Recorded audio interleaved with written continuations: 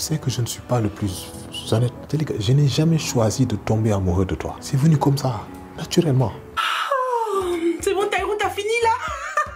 Je sais pas vous, mais moi je n'ai pas du tout été touchée par le discours de Taïrou. Encore une fois, il s'en sort. Encore une fois, Jalika agit en totale contradiction avec ses propos. Elle prétend assumer son taxouf, mais lorsqu'on lui donne l'occasion d'assumer, bah elle ne saisit pas l'occasion quoi. Peut-être que c'est moi, hein, peut-être que je suis parfois un peu trop dure avec Jalika, mais je n'éprouve aucune pitié pour elle, ni pour Taïrou. Ça commence même à être un peu trop long tout ça.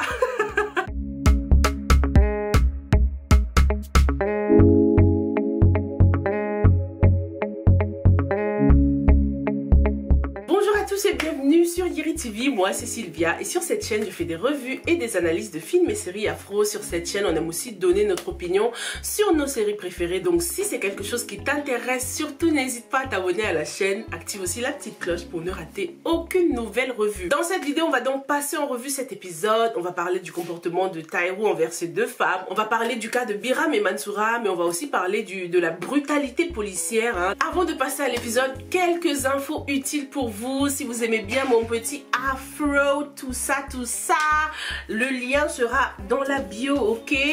Je voulais aussi vous parler de quelques marques. On sait tous que la fête des mères arrive, donc c'est histoire de vous donner des idées cadeaux. D'ailleurs, même une perruque comme ça peut être une belle idée cadeau. Hein. La perruque vient avec un petit bandeau, là, un petit bandana, donc c'est archi pratique pour nos mamans si ça vous intéresse. Je voulais aussi vous parler des boucles d'oreilles, des bijoux que je porte. Elles viennent de chez SD Jewel. Ça fait un moment que je les porte, hein, si vous avez remarqué, sur Instagram mais aussi sur YouTube. Dans certaines de mes revues, SD Jewel est aussi l'un des partenaires de nos séries afro. Hein. Ces bijoux ont été déjà portés par Jalika et même dans la série Dérapage par plusieurs personnages de la série comme Binette et Yafatou. Je voulais aussi vous parler des cils que je porte. Hein. Elles sont assez simples et naturelles. Si vous avez besoin de cils de qualité pour sublimer votre regard, n'hésitez pas à aller sur la page Instagram de Beauty by K. De toute façon, tout sera dans la barre de description. Et ensuite, finalement, le petit baume à lèvres naturel bio, il vient de chez Gayness. Gayness, c'est une marque de baume à lèvres bio. Ils sont hyper bons, c'est du 100% naturel. N'hésitez pas, allez dans la barre de description pour avoir accès à ces produits. Ça vous donnera peut-être des idées hein, pour la fête des mères par exemple. Donc, Taïrou qui s'en sort encore, mais quel beau parleur ce mec. Je pense quand même qu'il doit y avoir un peu de sincérité hein, dans tout ce qu'il a dit à Jalika et tout ce qu'il a dit à Dalanda aussi. Mais du moment que Taïrou continue à dire ce qu'il ressent à une femme en l'absence de l'autre femme, pour moi ça ne compte pas. Non mais t'as vu comment il a fui comme un bandit là, comme Usain Bolt?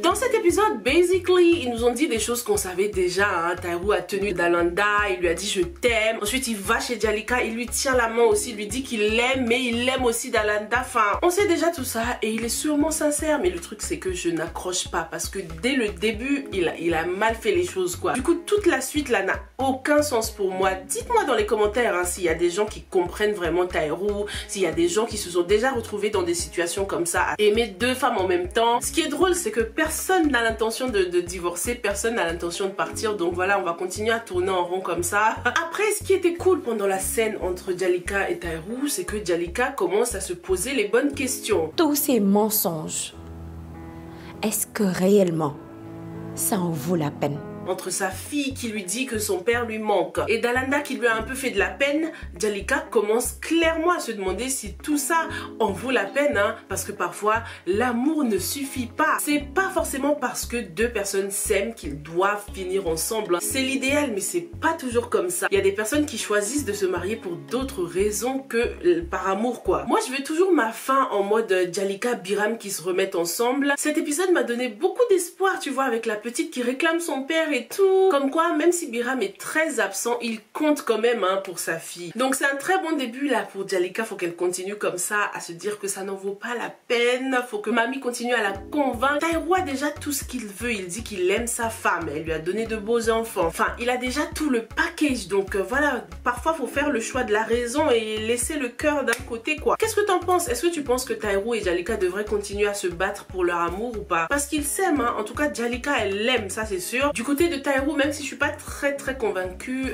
il éprouve tout de même un peu d'amour pour Jalika. En tout cas, comme toujours lorsque Dalanda et Jalika se rencontrent, elles se comportent en adultes quand même. Pas de cris, pas de comportement sauvageonne, c'est très classe tout ça. est-ce que mon mari vous aurait épousé? Je sais pas si personnellement j'aurais réussi à garder mon calme comme ça. Jusqu'ici, elles se sont toujours rencontrées un peu dans des lieux publics et tout ça. C'était vraiment l'une des premières fois qu'elles se rencontraient dans un cadre assez privé et il n'y a pas eu de débordement. Qu'est-ce que tu as pensé de cette rencontre? Dis-moi dans les commentaires. Mamie, elle a pris la meilleure décision. Elle, c'est ma go, et pas mal les scènes d'interruption là, j'ai tellement rigolé. Taïro et moi. Lorsque les trois femmes discutaient, j'ai encore pensé à ce que je pense par rapport à Jalika et Dalanda depuis le début. Je trouve qu'elles ont beaucoup de points communs et je me demande si elles ne vont pas finir par s'entendre, quoi, tu vois. Raki et Mustapha, oh my goodness, non mais abusé.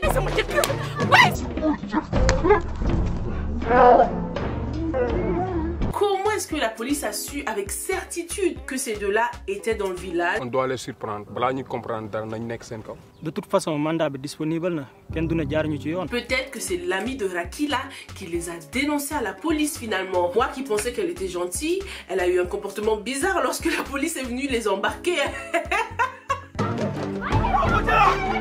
Elle avait les gros yeux comme ça en mode...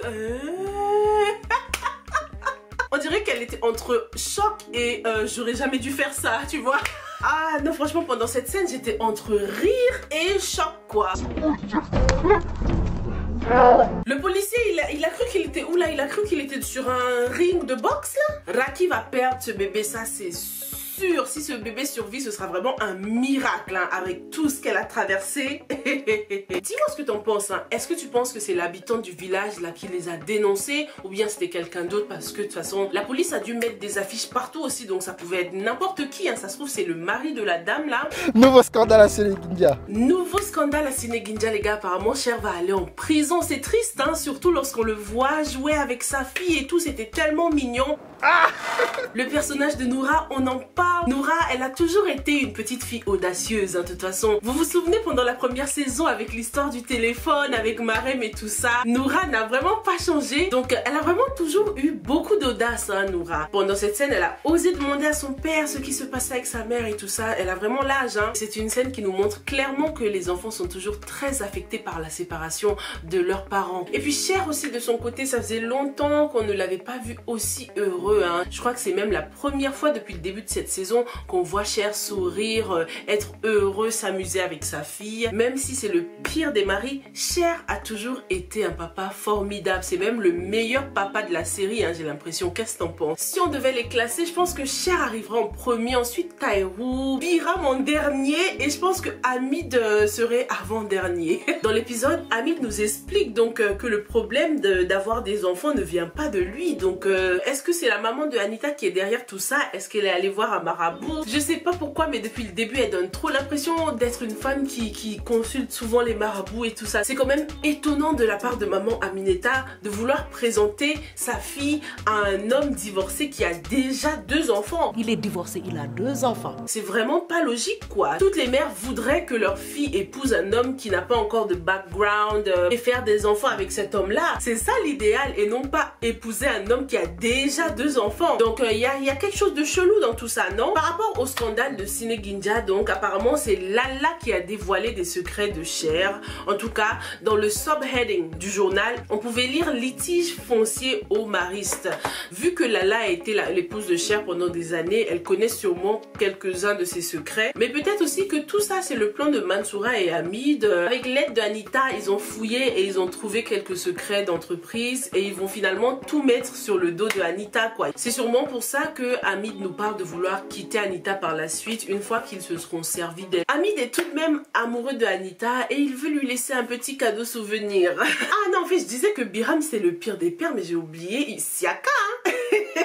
En tout cas, cette histoire de Hamid qui n'arrive pas à faire d'enfants, c'est quand même chelou, hein. Peut-être que maman Aminata, son marabout, lui a dit que en échange d'être irrésistible envers les hommes, de pouvoir plaire aux hommes, bah sa fille ne pourra pas avoir d'enfants, peut-être. C'est toujours donnant-donnant avec les marabouts de toute façon. Voilà un peu ce que j'avais pour toi, hein, pour cet épisode. Les choses avancent bien. J'ai trop hâte de retrouver Mère Diagne et pas Gay, il me manque trop. Hâte de revoir Lala aussi. Hâte aussi qu'on nous développe un peu plus ce personnage de mamie quand même, tu vois. On dirait que c'est elle elle qui est toujours là à tenir la chandelle alors qu'elle a son histoire à elle qui est super intéressante aussi. Est-ce que tu penses qu'avec la dernière phrase que Jalika a dite là, ça y est, elle va arrêter de forcer les choses? Qu'est-ce que tu penses aussi de Taïrou? Est-ce qu'il te fait un peu de peine? Est-ce que tu as déjà vécu une situation comme ça où tu es tombé amoureux ou amoureuse de deux personnes pour deux raisons différentes? En général, lorsque c'est comme ça, la plupart des gens censés essaient de faire un choix et de choisir une personne. Mais apparemment, c'est pas le cas de Taïrou, hein. Il compte bien profiter de sa double vie, quoi. Dis-moi ce que tu as pensé de cet épisode dans les commentaires et moi je te retrouve très bientôt dans la prochaine revue. Stay safe and stay blessed. Bye.